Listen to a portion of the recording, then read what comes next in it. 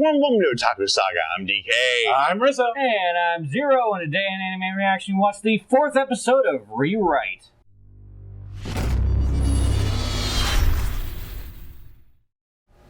If you want to check out our reaction to the 4th episode of Rewrite, hit that link in the description below. And be sure to give us feedback in the comment section because we love hearing from you. And as always, if you like what you see, subscribe to Otaku Saga. And don't forget to like and share our videos. And thanks for watching.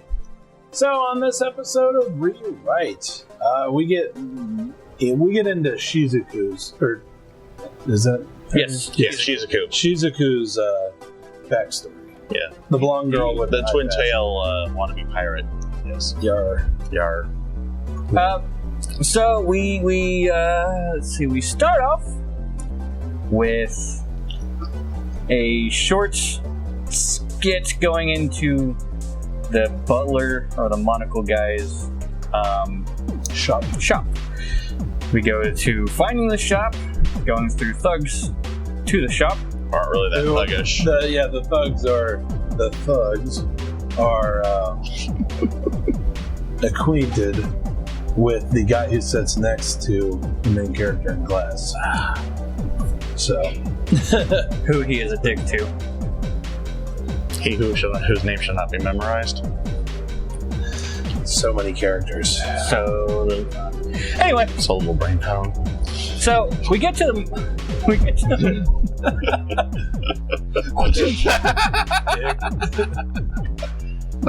Anyway. So yeah, we get to the shop, and the shopkeeper had previously promised Taro. Is that his name?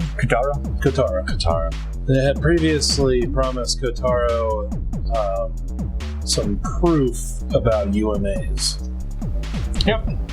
And of course, he gets some blurry photos. So. Which I think that he specifically blurred out. Yeah, I think that's pretty specific, especially when you see in Shizuku's flashback that he was the guy who was leading the people who were following that creature, that dragon, whatever this organization is. Yeah, that dragonfly was fucking awesome. That was pretty cool. Yeah.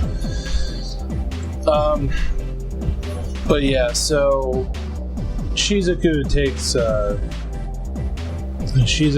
our main character to her old house, which is so terrible, because basically she reveals that she has the power to, well, actually, I think it's the power to make things not happen, make things as though they hadn't happened. I think that's what it is, because not only does she have the power over memories, but she also has the power to basically deny that injuries happen. Right. But it's not perfect. So here's an idea. Shizuku is the eraser, and Kotaro is the pen. Oh, hence the title, perhaps. Oh, okay. It's an interesting idea. Yeah. And it works because Kotaru's ability is basically just redo, he basically re-rolls his character. Well, he can basically make changes. He can make changes all over the place that are permanent. Yeah. Okay. So he more or less permanently augments himself.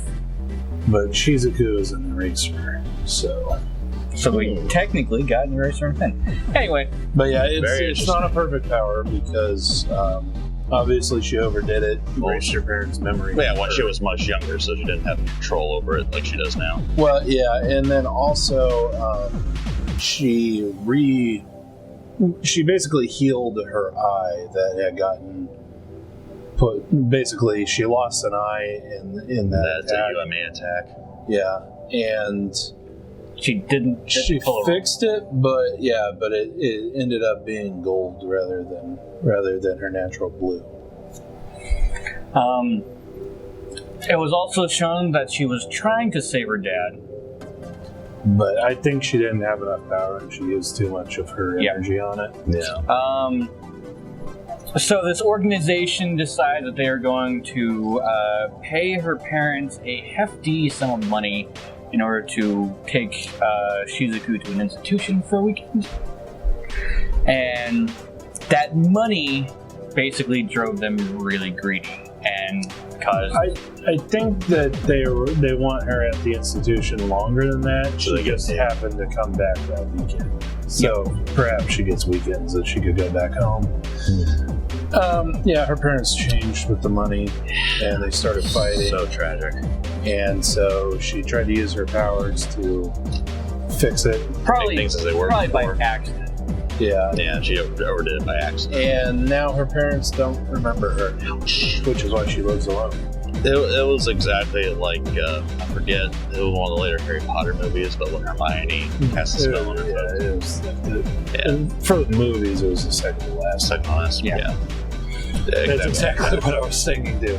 Obliviate.